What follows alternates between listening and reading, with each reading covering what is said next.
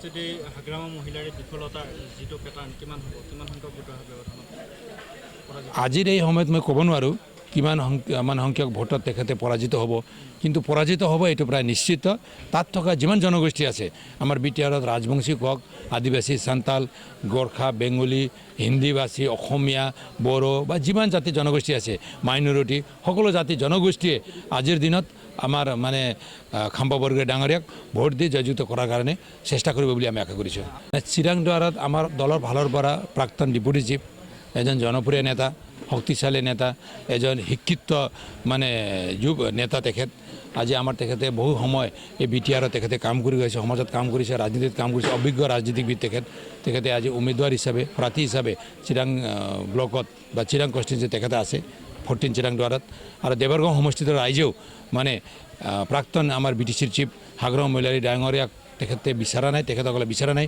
সকলো জাতি জনগোষ্ঠীৰ লগত আমি কথা পাতিছোঁ। কথা পতাৰ পিছত তেখেতক আমাৰ প্ৰাক্তন ডেপুটি চিফ খাম্পা বৰগোহাঁই ডাঙৰীয়াক ইয়াত UPPলৈ প্ৰাৰ্থিত্ব দিব লাগে বুলি আমাক ডিমাণ্ড কৰিছিল। গতিকে আমি দুটা সমষ্টিত আমাৰ খাম্পা বৰগোহাঁই ডাঙৰীয়াক প্ৰাৰ্থিত্ব প্ৰক্ষেপ কৰিছোঁ। নিশ্চয় দুটা সমষ্টি যে তেখেতে মানে হাগ্ৰামা মহিলাৰী ডাঙৰীয়াক মানে ফেল কৰাই নিজে উত্তীৰ্ণ হ'ব, এইটো প্ৰায় তাৰ ভোটাৰ ৰাইজৰ পৰা আমি গম পাই আছোঁ। নাই, আমি একক সংখ্যা গৰিষ্ঠ লৈ আমি চৰকাৰ গঠন কৰিম, এইটো প্ৰায় নিশ্চিত। মই কৈছোঁ নহয়, ওদালগুৰিতে আমি প্ৰায় 7টা পাব পাৰোঁ, ওদালগুৰিতে প্ৰায় আমি 7টা পাব পাৰোঁ। কোকৰাঝাৰত আমাৰ ভাল হৈ আছে, চিৰাঙত ভাল হৈ আছে, BPটো প্ৰায় তাত নাইকিয়া হৈ গৈছে। চন্দন বৰ্মা ডাঙৰীয়া আজি BPFৰ নেতা আমাৰ লগত আছে, খাম্পা বৰগোহাঁই ডাঙৰীয়া আমাৰ লগত আছে, MLA কমল সিং নাৰ্জাৰীৰ পৰা আৰম্ভ কৰি বাক্সাতো হিতেশ বসুমতাৰী আমাৰ লগত আছে। যথেষ্ট সংখ্যক BPFৰ নেতাসকল আজি আমাৰ দলত আছে। গতিকে একক সংখ্যাগৰিষ্ঠ লৈ আমি চৰকাৰ গঠন কৰিম, এইটো প্ৰায় নিশ্চিত। একক সংখ্যাগৰিষ্ঠ বুলি কোৱাৰ লগে লগে আপোনালোকে গম পায় কিমান লাগে, তাতকৈ ওপৰত আমি পাৰিষদটো আমি পাবলৈ সক্ষম হ'ম। আৰু বাকী যিবিলাক ৰাজনৈতিক দল আছে তেখেতসকলেও পাব 1-2টাকৈ, সকলোৱে কিন্তু ছিংগল ডিজিটে থাকিব, কিন্তু আমি ডাবল ডিজিটত পাই আমি একক সংখ্যাগৰিষ্ঠ লৈ অকলে চৰকাৰ গঠন কৰাৰ দিশত আমি আগবাঢ়ি আছোঁ। ৰৌতা সমষ্টিটো এইবাৰ বহুত ভালকৈ ইয়াৰ পৰা আমাৰ কেণ্ডিডেট ডক্টৰ নীলেশ স্বৰ্গীয়াৰী জিকি যাব। আমাৰ দলীয় কৰ্মীসকল যিসকল তৃণমূল পৰ্যায়ৰ কৰ্মী আছে, booth committee, primary committee, block committee, তেখেতসকলে সুন্দৰভাৱে ইয়াত কাম কৰি আছে।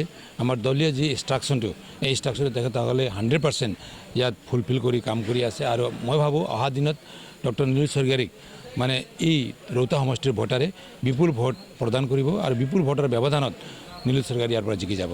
কঠিন তেনেকুৱা নহয়, BPFে চৰকাৰত নাহে, ৰাইজে গম পায়, BPFক ৰাইজে বিদায় দিছে। তো BPFৰ প্ৰাৰ্থী কোনোবা ইয়াত আহিব পাৰে, নিজক প্ৰাৰ্থিত্ব হিচাপে ইয়াত থিয় কৰিব পাৰে, তেখেতসকলে মই জিকি যাম বুলি ক'ব পাৰে। কিন্তু বিটিআৰৰ ভোটাৰে এইবাৰ BPFৰ চৰকাৰ নাহিব, এইটো প্ৰায় তেখেতসকলে জানে।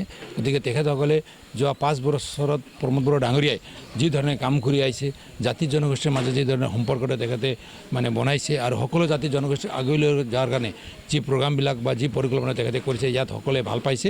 আৰু বিশেষকৈ বিটিআৰৰ যি ধৰণৰ এটা পিছ আহিছে, শান্তি আহিছে, এই শান্তি অনাৰ কাৰণে তেখেতক শলাগ দিছে সকলোৱে। আৰু তেখেতৰ লগত থাকি অহা দিনত বিটিআৰত আগুৱাই লৈ যোৱাৰ কাৰণে সকলো জনগোষ্ঠীয়ে ইয়াত ভোটদান কৰিব। আৰু ৰৌতা সমষ্টিত মই যি দেখিছোঁ, ইয়াত বিপুল সংখ্যক মানে ৰাইজ বা আমাৰ ভোটাৰ ৰাইজটো ওলাই আহি UPPLৰ ট্ৰেক্টৰ ছবিত ভোটদান কৰিব।